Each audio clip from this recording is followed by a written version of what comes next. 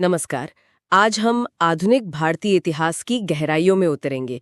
ये विषय एसएससी और यूपीएससी जैसी परीक्षाओं के लिए बहुत ही महत्वपूर्ण है। बिल्कुल। इससे हमें ये समझने में मदद मिलती है कि आज का भारत कैसे बना, किन प्रक्रियाओं से गुजरा। हाँ, तो हमारे पास जो जानकारी है उसके आधार पर हम यूरोपीय शक्तियों के आने से लेकर 1947 मतलब आज़ादी तक की अहम घटनाओं पर नजर डालेंगे। और कोशिश यही रहेगी कि मुख्य बातें बिल्कुल साफ और सरल तरीके से समझाई जाएं, ताकि तैयारी में मदद मिले। बढ़िया। तो चलिए शुरू करते हैं। कि ये भारत में यूरोप की कौन कौन सी ताकतें आईं और कैसे आखिर में ब्रिटिश राज कायम हो गया। हाँ, और हमारे पास जो जानकारी है वो आधुनिक भारतीय इतिहास पर आधारित है। खास तौर पर उन लोगों के लिए जो प्रतियोगी परीक्षाओं की तैयारी कर रहे हैं। बिल्कुल। सवाल ये है कि पुर्तगाली, डच, फ्रांसीसी, अंग्रेज मतलब आए तो सब। हाँ, सब आए, पर अंग्रेजों ने बाजी कैसे मारी, ये समझना है। हाँ, ये काफी दिलचस्प है कि कैसे एक व्यापार करने आई कंपनी जी। धीरे धीरे पूरे भारत पर छा गई। तो कहानी शुरू कहाँ से होती है? पुर्तगालियों से। बिल्कुल। वास्को डी गामा 1498 में वो केप ऑफ गुड होप का चक्कर लगाकर कालीकट पहुंचा। अच्छा, कालीकट। वहां जामोरिन राजा थे, है ना? उन्होंने स्वागत किया। हाँ, स्वागत तो किया, लेकिन देखिए असल खोज थी एक नए समुद्री रास्ते की। क्यों? जमीनी रास्ते में क्या दिक्कत थी? वो ऑटोमन साम्राज्य का दबदबा था उस रास्ते पर, तो यूरोप को एक नया रास्ता चाहिए था। हाँ हाँ, और इसी चक्कर में वो कोलंबस भारत ढूंढते ढूंढते अमेरिका पहुंच गया था। सही कहा। तो वास्को डी गामा 3 बार भारत आया और यहीं कोचिन में उसकी मौत हुई 1524 में। उसके बाद और कौन आया पुर्तगालियों में? फिर आए फ्रांसिस्को डी अल्मेडा। उनकी थी blue water policy. Blue water policy मतलब समंदर पर कब्जा रखो, हिंद महासागर में अपनी नौसेना सबसे ताकतवर बनाओ, जमीन से ज्यादा समंदर पर ध्यान दो। अच्छा, लेकिन भारत में पुर्तगाली शक्ति की असली नींव किसने रखी? वो थे अल्फांसो डी अल्बुकर्क। उन्होंने 1510 में गोवा पर कब्जा किया। गोवा, जो आजादी के बाद तक पुर्तगालियों के पास रहा? हाँ, वही। और अल्बुकर्क में सती प्रथा को भी खत्म करने की कोशिश की थी अपने इलाके में। ये दिलचस्प है। तो पुर्तगाली सबसे पहले आए 1498 में, और सबसे आखिर में गए 1961 में गोवा से ऑपरेशन विजय के बाद। ठीक है। पुर्तगालियों के बाद कौन? डच। हाँ, डच आए नीदरलैंड से। उन्होंने मसूरीपट्टनम में अपनी पहली फैक्ट्री खोली 1605 में। और फ्रांसीसी? फ्रांसीसी थोड़ा बाद में आए। उनकी पहली फैक्ट्री सूरत में खुली 1668 में। और फिर अंग्रेज, ब्रिटिश ईस्ट इंडिया कंपनी? हाँ, कंपनी बनी तो 1599 में थी, लेकिन 1600 में महारानी एलिजाबेथ प्रथम से उन्हें रॉयल चार्टर मिला। रॉयल चार्टर मतलब व्यापार का लाइसेंस? हाँ, एक तरह से भारत और पूर्वी देशों के साथ व्यापार करने का शाही फरमान और एकाधिकार भी। फिर वो जहांगीर के दरबार में गए? हाँ, पहले विलियम हॉकिंस पहुंचे 1608 में, फिर सर थॉमस रो 1615 में फैक्ट्री खोलने की इजाजत लेने। सूरत में फैक्ट्री खोलने में दिक्कत हुई थी ना शुरू में? हाँ, पुर्तगालियों ने अड़ंगा लगाया था, तो अंग्रेजों ने पहले मसूलीपट्टनम में एक अस्थायी फैक्ट्री खोली 1611 में। लेकिन सूरत में पक्की फैक्ट्री कब खुली? वो 1613 में खुल गई। तो यहीं से असली मुकाबला शुरू हुआ, पहले यूरोपीय ताकतों के बीच। बिल्कुल। सबसे पहले पुर्तगालियों से निपटे।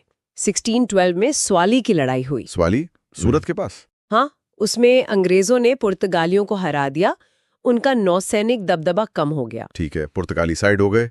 फिर डचों को हराया 1759 में बिदारा की लड़ाई। इसे चिंसूरा या हुगली की लड़ाई भी कहते हैं। अच्छा, मतलब पुर्तगाली और डच दोनों का पत्ता साफ। अब बचे फ्रांसीसी। हाँ, और फ्रांसीसी सबसे बड़े प्रतिद्वंदी थे। उनके साथ तो लंबी जंग चली, कर्नाटक युद्ध। कर्नाटक युद्ध, ये कितने हुए थे? 3। हाँ, 3 हुए थे। और मजे की बात यह है कि ये लड़ाइयां सिर्फ भारत में नहीं थी, इनकी जड़ें यूरोप और अमेरिका में थी। मतलब वहां ब्रिटेन और फ्रांस लड़ते थे तो यहां भी लड़ पड़ते थे। बिल्कुल। जैसे ऑस्ट्रियन वॉर ऑफ सक्सेशन या 7 ईयर वॉर्स, उनका असर यहां दिखता था। कौन सा युद्ध सबसे निर्णायक रहा? तीसरा कर्नाटक युद्ध, जो 1756 से 63 तक चला, वो निर्णायक था। उसी में वैंडीवाश की लड़ाई हुई थी ना, 1760 में? हाँ, वैंडीवाश की लड़ाई।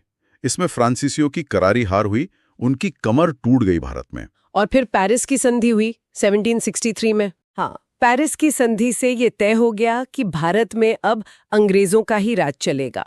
फ्रांसीसी बस कुछ इलाकों तक सिमट कर रह गए। तो यूरोपीय मुकाबला तो जीत लिया अंग्रेजों ने, अब बारी थी भारतीय शक्तियों की। सही। उस समय मुगल साम्राज्य कमजोर हो रहा था। बंगाल, अवध, हैदराबाद जैसे सूबे लगभग आजाद हो गए थे। तो अंग्रेजों ने सबसे पहले बंगाल पर नजर डाली। हाँ, बंगाल बहुत अमीर सूबा था। वहां नवाब थे मुर्शिद कुली खान, फिर अलीवर्दी खान, फिर सिराजुद्दौला। सिराजुद्दौला और अंग्रेजों के बीच क्या पंगा हुआ? टैक्स को लेकर और किलेबंदी को लेकर। अंग्रेज बिना इजाजत कलकत्ता में किलेबंदी कर रहे थे, टैक्स भी नहीं दे रहे थे ठीक से। तो सिराज ने हमला कर दिया। हाँ, सिराज ने कलकत्ता पर हमला किया, फोर्ट विलियम जीत लिया। वहीं वो ब्लैक होल ट्रेजेडी वाली घटना भी बताई जाती है। अच्छा, फिर रॉबर्ट क्लाइव आया। हाँ, मद्रास से क्लाइव आया और उसने सिराज के सेनापति मीर जाफर के साथ साजिश रची। और नतीजा हुआ प्लासी की लड़ाई 1757। हाँ, पर ये नाम की लड़ाई थी, असल में तो ये एक धोखा था। सिराज की सेना लड़ी ही नहीं ढंग से, वो हार गया और मारा गया।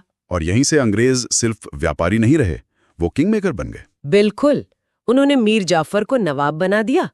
वो कठपुतली नवाब था। लेकिन मीर जाफर भी ज्यादा दिन नहीं चला, फिर उसका दामाद मीर कासिम आया। हाँ, मीर कासिम थोड़ा काबिल था। उसने राजधानी मुर्शिदाबाद से मुंगेर बदली, अपनी सेना को सुधारा। अंग्रेजों को ये पसंद नहीं आया। तो मीर कासिम ने भी अंग्रेजों को चुनौती दी।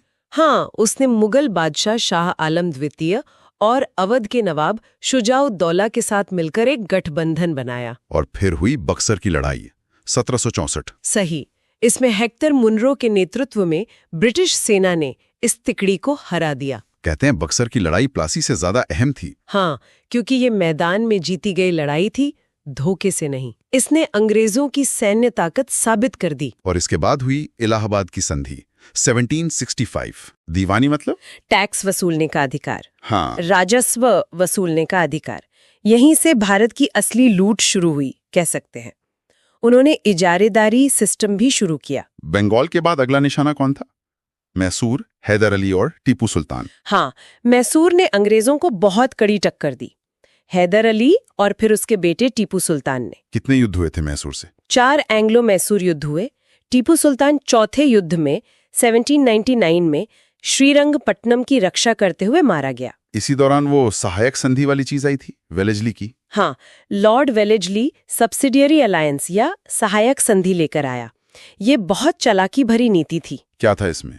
अंग्रेज किसी भारतीय राज्य की सुरक्षा की गारंटी लेते थे, बदले में उस राज्य को अपनी सेना भंग करनी पड़ती थी और ब्रिटिश सेना की एक टुकड़ी रखनी पड़ती थी। और उसका खर्चा भी वही राज्य उठाता था। हाँ, खर्चा भी वही राज्य उठाता था।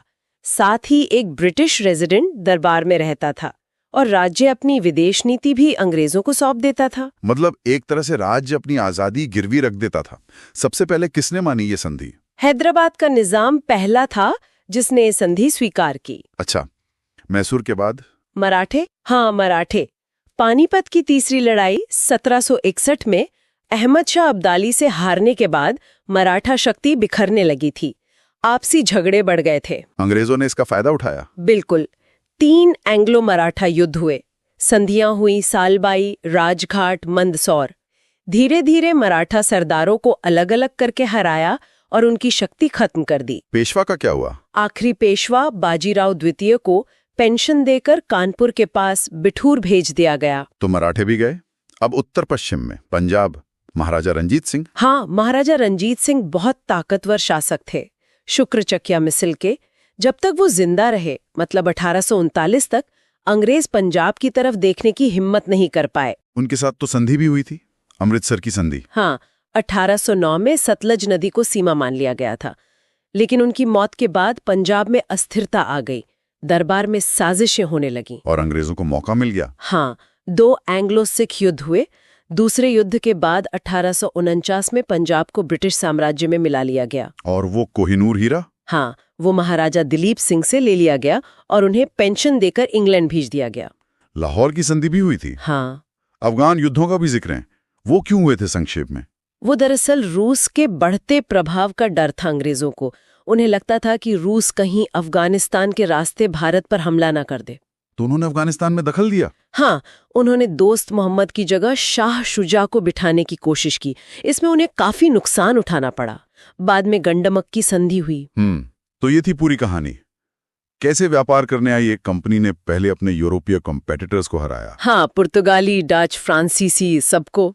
और फिर एक एक करके भारतीय राज्यों को बंगाल, मैसूर, मराठे, सिख सबको अपने अधीन कर लिया। लड़ाइयां, संधियां, कूटनीति। बिल्कुल। प्लासी और बक्सर की लड़ाइयां तो वाकई में टर्निंग पॉइंट थीं। उन्होंने अंग्रेजों को राजनीतिक ताकत बना दिया। और सहायक संधि जैसी नीतियों ने राज्यों को अंदर से खोखला कर दिया। सही कहा। और ये भी महत्वपूर्ण है कि भारतीय शासकों में उस समय एकता की बहुत कमी थी। वो आपस में ही लड़ते रहते थे, जिसका फायदा अंग्रेजों ने बखूबी उठाया। हाँ। हम 1857 की जो क्रांति हुई थी उससे पहले के भारत पर थोड़ी बात करेंगे। हाँ, मतलब उस दौर को समझना जरूरी है। बिल्कुल। तो कोशिश यही है कि समझें कि 1857 से पहले क्या माहौल बन रहा था। चलिए देखते हैं। हाँ, शुरू करते हैं। तो सबसे पहले जमीन से जुड़े जो इंतजाम थे उनकी बात करते हैं, क्योंकि लगता है कई समस्याओं की जड़ वहीं थी। हाँ बिल्कुल, ये भू राजस्व नीतियां बहुत अहम थीं। 3 खास सिस्टम्स दिख रहे हैं।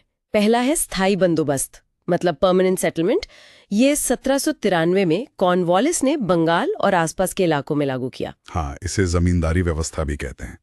और इसका असर ये हुआ, मतलब सीधा सीधा, कि जमींदारों को जमीन का मालिक मान लिया गया। वो ताकतवर हो गए। अच्छा। लेकिन किसानों पर लगान का बोझ अक्सर बहुत ज्यादा बढ़ गया। अंग्रेजों की आमदनी तो कह सकते हैं फिक्स हो गई, पर किसानों की हालत कई जगहों पर बिगड़ गई थी। तो ये पहला सिस्टम था। दूसरा था रैयतवाड़ी। ये 1820 में मुनरो और रीड ने दक्षिण भारत में शुरू किया। हाँ, रैयतवाड़ी। इसमें सरकार सीधा किसानों से, मतलब रैयत से लगान लेती थी। सुनने में तो लगता है कि बिचौलिए नहीं थे, तो शायद बेहतर रहा होगा। हाँ, लगता तो है, पर असल में इसमें भी पेंच था। सीधा कांटेक्ट तो था सरकार का किसान से, लेकिन जो लगान की दरें थीं वो अक्सर बहुत ऊंची होती थी। अच्छा। और वसूली भी बड़ी सख्ती से होती थी। मतलब जरा सी फसल खराब हो जाए तो किसान बेचारा मुश्किल में फंस जाता था। समझ गए। और तीसरी व्यवस्था थी महलवाड़ी। ये 1822 में मैकेंजी ने शुरू की और बाद में विलियम बेंटिक ने इसे उत्तर पश्चिम भारत और पंजाब में फैलाया। महलवाड़ी, हाँ। इसमें महल यानी पूरे गांव या गांव के समूह को एक इकाई माना जाता था लगान के लिए। तो मतलब पूरे गांव की जिम्मेदारी। हाँ, एक तरह से। अगर कोई एक किसान लगान नहीं दे पाया तो उसका बोझ भी दूसरों को उठाना पड़ सकता था। तो आप देखें, तीनों ही सिस्टम्स ने जमीन से जुड़े रिश्तों पर और लोगों की आर्थिक स्थिति पर गहरा असर डाला। और शायद इन्हीं दबावों का नतीजा था कि जगह जगह विरोध भी शुरू हुए। हाँ बिल्कुल, ये नीतियां असंतोष का बड़ा कारण बनी। जैसे 1855 का संथाल विद्रोह। राजमहल पहाड़ियों में सिद्धू और कान्हू ये नेता थे। हाँ, ये बहुत बड़ा विद्रोह था। आदिवासियों का गुस्सा था बाहरी लोगों, मतलब दीकू, और अंग्रेजी राज की नीतियों के खिलाफ। संथालों ने हथियार उठा लिए थे। और इससे पहले भी हुए थे। हाँ, इससे पहले जैसे 1831 में छोटा नागपुर में कोल विद्रोह हुआ था, बुद्धू भगत के नेतृत्व में। वो भी आदिवासी जमीन और उनकी पहचान से जुड़ा संघर्ष था। तो ये आदिवासी विद्रोह हुए, किसानों का भी गुस्सा था शायद। जैसे बंगाल में 1825 के आसपास ये पागलपंथी विद्रोह का जिक्र है, करमशाह और टीपू शाह। हाँ, पागलपंथी। ये एक तरह का धार्मिक सामाजिक आंदोलन जैसा था जिसने जमींदारों के जुल्म का विरोध किया था। अच्छा, और भी कई नाम हैं इसमें। हाँ, लिस्ट लंबी है। मोपला विद्रोह का भी जिक्र है। इसका पहला दौर 1836 के आसपास मालाबार, केरल में हुआ। मोपला। वहां मुस्लिम काश्तकारों ने जमींदारों और ब्रिटिश नीतियों के खिलाफ आवाज उठाई थी। फिर 1817 में ओडिशा का पाइका विद्रोह है। पाइका विद्रोह, हाँ। बख्शी जगबंधु विद्याधर। बिल्कुल। ये पारंपरिक योद्धा थे पाइका। उनकी जमीनें छीनी जा रही थीं तो उन्होंने विद्रोह किया। और उत्तर पूर्व में असम में भी कुछ हुआ था। हाँ, 1828 में असम में अहोम विद्रोह हुआ। गोमधर कुंवर इसके नेता थे। हुआ यह था कि अंग्रेज बर्मा युद्ध के बाद असम से वापस नहीं गए तो अहोम राजवंश के लोगों ने विद्रोह कर दिया। और एक बहुत पुराना विद्रोह भी है, सन्यासी विद्रोह, 1764 के बाद बंगाल बिहार में। हाँ, ये तो काफी लंबा चला था, दशकों तक। मंजूषा, भवानी पाठक, देवी चौधरानी जैसे कई नेता थे इसमें। फकीरों और सन्यासियों का विद्रोह था ये। अच्छा, माइंड मैप में 2 और नाम हैं, नील विद्रोह 1859 और हो और मुंडा विद्रोह 1899। पर ये तो 1857 के बाद के हैं। हाँ, तकनीकी रूप से बात कहें, पर इन्हें अक्सर इसी कॉन्टेक्स्ट में देखा जाता है क्योंकि ये उसी प्रतिरोध की भावना को, उसी संघर्ष को जारी रखते हैं। अच्छा, मतलब वो कंटिन्यूटी दिखाते हैं। बिल्कुल। नील विद्रोह किसानों के शोषण के खिलाफ था और बिरसा मुंडा का विद्रोह तो आदिवासी अस्मिता और उनके अधिकारों के लिए एक बहुत बड़ा प्रतीक बन गया। एक बात तो साफ हो जाती है कि अंग्रेजी राज की शुरुआत से ही ये जो अलग अलग भू राजस्व नीतियां आईं और उनका जो असर हुआ, उसके चलते 1857 से काफी पहले ही भारत के लगभग हर हिस्से में पूरब, पश्चिम, उत्तर, दक्षिण अलग अलग समुदाय, हाँ, चाहे वो किसान हों, आदिवासी हों, पुराने सैनिक हों या धार्मिक समूह, वो सब ब्रिटिश नीतियों के खिलाफ खड़े हो रहे थे। छोटे बड़े कई विद्रोह हुए। बिल्कुल। ये सब मिलकर ना 1857 के विद्रोह की एक ज्यादा गहरी और कह सकते हैं जटिल तस्वीर पेश करते हैं। वो विद्रोह कोई अचानक एक दिन में नहीं भड़का था। सही बात है। वो सालों से जो असंतोष सुलग रहा था, उसका नतीजा था। और ये सोचने वाली बात है कि ये जो अलग अलग जगहों पर अलग अलग समुदायों ने विद्रोह किए, क्या इनके बीच कोई अनदेखे धागे थे, कोई गहरे पैटर्न या कोई आपसी जुड़ाव भी थे जिन पर और गौर किया जा सकता है? हाँ, ये एक दिलचस्प सवाल है। हाँ, ये सवाल आगे की खोजबीन के लिए खुला है। हम 1857 के विद्रोह से जुड़े कुछ अहम दस्तावेजों की गहराई से पड़ताल कर रहे हैं। हाँ, ये दस्तावेज हमें उस दौर को, मतलब उसकी उथल-पुथल को समझने में काफी मदद करते हैं। बिल्कुल। हमारा मकसद है कि इन स्रोतों से समझें कि असल में हुआ क्या था, क्यों हुआ था और नतीजा क्या निकला। तो चलिए शुरू करते हैं। देखिए, अक्सर सुनने में आता है कि ये बस एक सैनिक विद्रोह था, लेकिन ये दस्तावेज देखते हैं तो लगता है बात कुछ और है। हाँ, बिल्कुल सही। दस्तावेज तो साफ इशारा करते हैं कि ये सिर्फ फौजियों का गुस्सा नहीं था। इसके पीछे कई परतें थीं, राजनीतिक, आर्थिक, सामाजिक, धार्मिक और हाँ, सैनिक कारण भी सब जमा हो रहे थे। अच्छा। जैसे अंग्रेजों की वो विस्तार वाली नीतियां थीं, डॉक्ट्रिन ऑफ लैप्स तो था ही। हाँ, वो गोद लेने वाली नीति वाला मामला। वही। और फिर वो सब्सिडियरी अलायंस यानी सहायक संधि जैसी चीजें भी थीं। ये सहायक संधि क्या थी? सुना है इसने राज्यों को काफी कमजोर कर दिया था। हाँ, बिल्कुल। बेसिकली इसके तहत राज्यों को अपनी फौज खत्म करनी होती थी, अपने ही खर्चे पर ब्रिटिश सेना रखनी पड़ती थी और विदेश नीति भी अंग्रेजों के हाथ में चली जाती थी। तो एक तरह से राज्य अंदर से खोखले हो गए और ऊपर से भारी टैक्स, लगान और जो पारंपरिक उद्योग थे वो भी खत्म हो रहे थे। किसान, कारीगर सब परेशान थे। एक दस्तावेज में तो जिक्र है कि लगान वसूली इतनी सख्त थी कि किसानों को जमीनें छोड़नी पड़ जाती थी। बाप रे। और ये जो सामाजिक या धार्मिक मामलों में दखल की बात आती है, दस्तावेज कुछ कहते हैं इस पर? हाँ, दस्तावेज बताते हैं कि जैसे सती प्रथा पर रोक लगी या विधवा पुनर्विवाह का कानून आया। हालांकि ये सुधार थे, पर कई लोगों ने इसे अपनी परंपराओं पर हमला माना। उनको लगा अंग्रेज उनका धर्म, उनके रीति रिवाज सब बदल देंगे। अच्छा, तो एक डर का माहौल बन गया था। बिल्कुल। और फिर ईसाई मिशनरियों की गतिविधियां भी बढ़ रही थीं। उससे ये डर और पक्का हुआ। सेना में भी देखिए, भारतीय सिपाहियों के साथ भेदभाव होता था। वेतन कम, प्रमोशन नहीं, ये सब गुस्सा अंदर ही अंदर जमा हो रहा था। तो मतलब कई सारी वजह थी जो सुलग रही थी। फिर वो कौन सी चिंगारी थी जिसने एकदम से आग भड़का दी दस्तावेजों के हिसाब से? वो चिंगारी थी वो नई एनफील्ड राइफल के कारतूस। हाँ, वो चर्बी वाले कारतूसों की कहानी। वहीं दस्तावेज इस घटना का जिक्र करते हैं। अफवाह फैली या शायद सच भी था कि इन कारतूसों को राइफल में डालने से पहले दांत से काटना पड़ता है और उन पर गाय और सूअर की चर्बी लगी है। अब ये हिंदू और मुसलमान दोनों सिपाहियों के लिए धर्म भ्रष्ट होने वाली बात थी। हाँ, ये तो बहुत गंभीर बात होगी उनके लिए। बिल्कुल। इसने जो पहले से शक था उसे यकीन में बदल दिया और इसी के बाद 29 मार्च 1857 को बारकपुर में मंगल पांडे ने वो कदम उठाया। मंगल पांडे की घटना, और उसके बाद ये मेरठ से दिल्ली और फिर इतनी तेजी से बाकी शहरों तक कैसे फैल गया? हाँ, 10 मई 1857 को मेरठ में सिपाहियों ने बड़े पैमाने पर बगावत कर दी और सीधे दिल्ली चल पड़े। वहां पहुंचकर उन्होंने मुगल बादशाह बहादुर शाह जफर को, जो शायद खुद भी थोड़ा हिचकिचा रही थे, अपना नेता बना लिया। अच्छा, ये तो बड़ा सिंबॉलिक कदम था। बहुत बड़ा। और बस देखते ही देखते ये आग कानपुर, लखनऊ, झांसी, बरेली, आरा कई जगहों पर फैल गई। ऐसा लगा जैसे बारूद तैयारी था, बस चिंगारी चाहिए थी। और हर जगह फिर स्थानीय नेता भी सामने आए ना। हाँ। कानपुर में नाना साहब। हाँ, नाना साहब, लखनऊ में बेगम हजरत महल, झांसी में रानी लक्ष्मीबाई। इन सब के अपने अपने कारण भी थे अंग्रेजों से लड़ने के। बिल्कुल, जैसे नाना साहब की पेंशन बंद कर दी गई थी, रानी लक्ष्मीबाई का राज्य छीना जा रहा था डॉक्ट्रिन ऑफ लैप्स के तहत, बेगम हजरत महल अवध पर कब्जे से नाराज थी, बिहार में कुंवर सिंह थे, बरेली में खान बहादुर खान। बहुत से लोग उठे। ये दिखाता है कि गुस्सा कितना फैलावा था। सिपाही, राजा, जमींदार, किसान, कारीगर सब थे इसमें। लेकिन हाँ, दस्तावेज ये भी बताते हैं कि इन सब नेताओं में आपसी तालमेल की थोड़ी कमी थी, कोई एक साझी रणनीति नहीं बन पाई। शायद इसीलिए इस पर इतनी बहस होती है कि इसे सिपाही विद्रोह कहे या पहला स्वतंत्रता संग्राम। दस्तावेज क्या नजरिया देते हैं? देखिए, दस्तावेज तो साफ दिखाते हैं कि ये सिर्फ सिपाहियों का मामला नहीं था, आम लोगों की भागीदारी बहुत जबरदस्त थी। तो इसे सिर्फ सिपाही विद्रोह कहना तो सही नहीं लगता। हाँ, बात तो सही है। लेकिन दूसरी तरफ ये भी सच है कि ये पूरे भारत में एक साथ एक ही समय पर नहीं फैला। दक्षिण भारत काफी हद तक शांत रहा, पंजाब ने भी साथ नहीं दिया, नेतृत्व भी बिखरा हुआ था, सबके मकसद भी थोड़े अलग अलग थे।